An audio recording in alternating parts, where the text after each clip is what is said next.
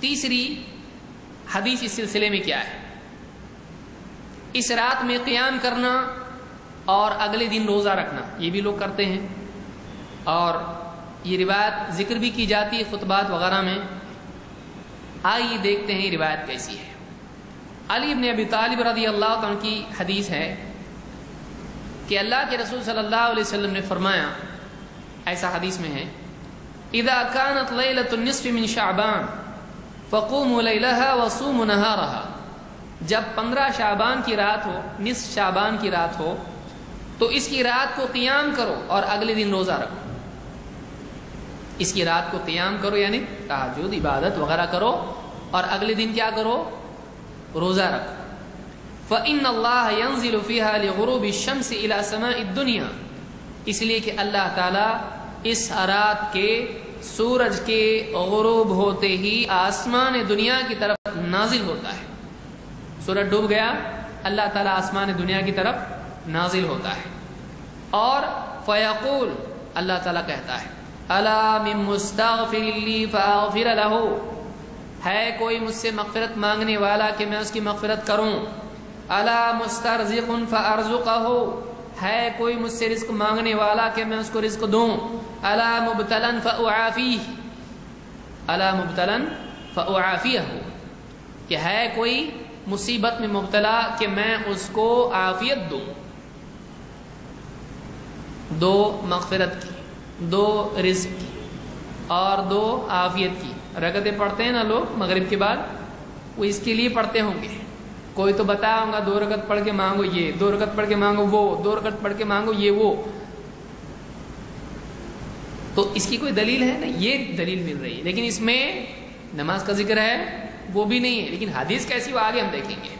الا کذا الا کذا حتی یطلع الفجر، اللہ تعالیٰ مسلسل اس طرح سے اعلان کرتا رہتا ہے یہاں تک کہ فجر کا وقت آ جاتا ہے، یعنی مغرب سے کب تک چلتا ہے یہ سلسلہ؟ فجر تک، مغرب سے عشاء تک نہیں ہے، مغرب سے فجر تک ہے۔ لیکن صحیح ہے کیا؟ پہلے یہ بھی دیکھیں گے۔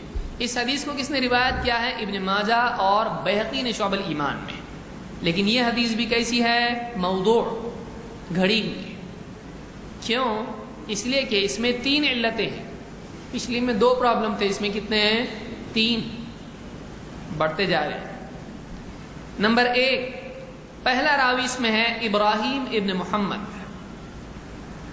حافظ ابن حجر اس راوی کے بارے میں کہتے ہیں صدوق یخطی، یہ راوی سچا تو ہے لیکن غلطیاں کرتا ہے۔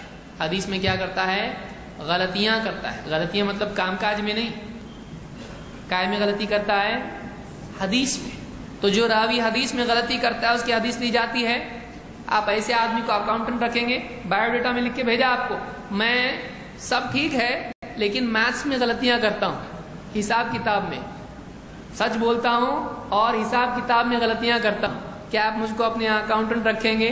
آئیے کریں گے آپ بولیں گے سچا ہے، بہت اچھا ہے، کوئی دوسرا کام دے سکتا ہوں لیکن حساب کا کام تجھ کو نہیں دوں گا۔ سچا ہے، بہت اچھی بات ہے، چوکی داری دے سکتا ہوں، دوسرا کچھ کام دے سکتا ہوں، ایڈوائزر بنا سکتا ہوں، لیکن اکاؤنٹنٹ تو یہ سچا ہے، لیکن حدیث میں کیا کرتا ہے؟ غلطیاں۔ تو اس کی باقی چیزیں تو لی جا سکتی ہے لیکن حدیث میں غلطیاں کرتا ہے، وہ نہیں لیا جائے گا۔ یہ اس لیے ایک پہلی علت ہوئی۔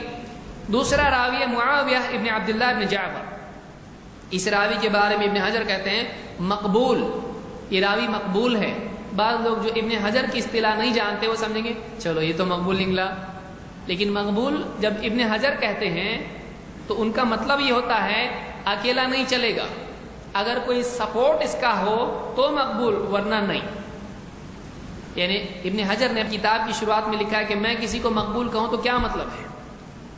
اگر اس کے سپورٹ میں کوئی اور حدیث ملتی ہے تب تو مقبول ہے، نہیں تو نہیں، ورنہ لین الحدیث کو مانا جائے گا۔ تقریب التہذیب میں مقدمے میں انہوں نے بات کہی ہے، تو یہ بھی سپورٹ نہیں ہونے کی وجہ سے نہیں لیا جائے گا، ورنہ پہلی وجہ سے تو ویسے ہی حدیث کیا ہو گئی؟ ریجیکٹ ہو گئی۔ تیسری چیز کیا ہے؟ یہ تھوڑا خطرناک اور بھیانک اور ڈینجر ہے ذرا، اس کی وجہ سے پچھلی چیزیں چھوٹی لگنے لگیں گی آپ کو۔ کیا ہے؟ تیسرا راوی عبداللہ، اس کے سند میں تیسرا راوی ہے ابن ابی صبرہ، بعض لوگوں نے غلطی سے اس کو بصرہ کہا ہے یا بصرہ کہا ہے، صبرہ ہے، ابن ابی صبرہ۔ حافظ ابن حجر کہتے ہیں ضعیف، یہ راوی کمزور ہے۔ عبداللہ ابن امام احمد اپنے والد سے نقل کرتے ہیں کہ امام مالک اس راوی کے، امام احمد ابن حنبل اس راوی کے بارے میں کہتے ہیں لیس بشیء کان یضع الحدیث ویکذب، یہ راوی بالکل بے قیمت ہے، لیس بشیء، کچھ نہیں ہے۔ یہ کیا کرتا تھا؟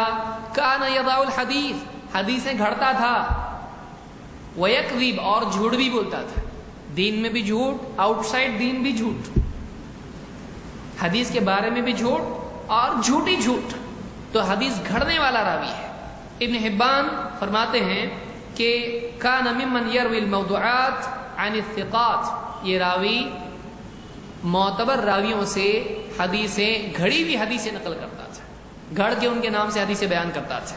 لا یجوز الاحتجاج بہ، اس راوی کی حدیث سے دلیل لینا جائز نہیں۔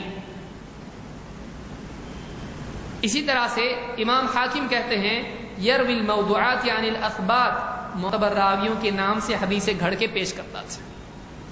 تہذیب التہذیب میں یہ سارے اس کی تفصیل آپ دیکھ سکتے ہیں، اور بھی علماء کے اقوال اس میں ہیں۔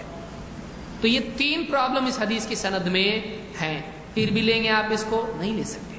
پہلی ہی وجہ کافی تھی، دوسری نے اس میں اور 4 چاند لگا دیے، تیسری نے تو روز روشن کی طرح واضح کر دیا کہ حدیث دلیل کے لائق نہیں ہے۔ تو یہ روایت موضوع ہے، اس لیے کہ اس کو بیان کرنے والا حدیث گھڑنے والا راوی ہے۔ تو معلوم یہ ہوا کہ اس رات کو قیام اللیل کرنا اور اگلے دن روزہ رکھنا، اس کی جو حدیث ہے وہ صحیح نہیں ہے۔ جن لوگوں نے اعتراضات کی ان کا کچھ جواب دیا نہیں ہے، چپ ایک دم، کچھ نہیں، ٹھیک ہے۔ اور آگے آئیے۔